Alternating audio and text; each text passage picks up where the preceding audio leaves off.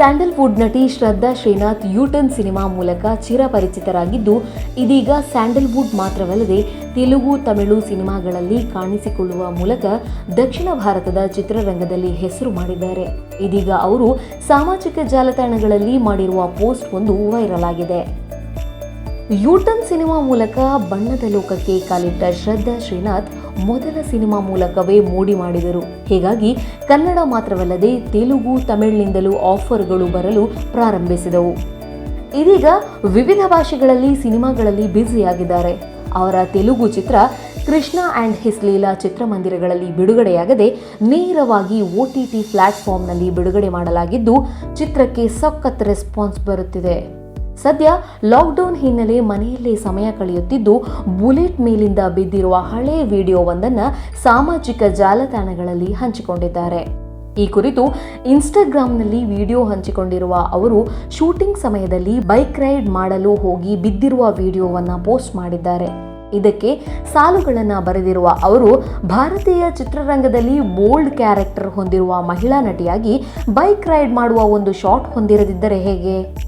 ಇದು ಜೂನ್ 2017ರಂದು ನಂದಿ ಬೆಟ್ಟದಲ್ಲಿ ಶೂಟಿಂಗ್ ಮಾಡುತ್ತಿದ್ದ ಸಂದರ್ಭದ ವಿಡಿಯೋ. ಮೋಡ ಕವಿದ ವಾತಾವರಣವಿತ್ತು, ಅಲ್ಲದೆ ರಸ್ತೆ ಒದ್ದೆಯಾಗಿತ್ತು. ಈ ವೇಳೆ ರವಿ ಅವರು ನನ್ನ ಬಳಿ ಬಂದು, ಸಹಜವಾಗಿ ನಿಮಗೆ ಬೈಕ್ ರೈಡ್ ಮಾಡಲು ಬರುತ್ತಾ ಎಂದು ಕೇಳಿದರು. ಆಗ ನಾನು ನೇರವಾಗಿ ಉತ್ತರಿಸಿ ಇಲ್ಲ ಎಂದೆ. ಆದರೆ ನಾನು ಪ್ರಯತ್ನಿಸುತ್ತೇನೆ ಎಂದು ಉತ್ತರಿಸಿದೆ.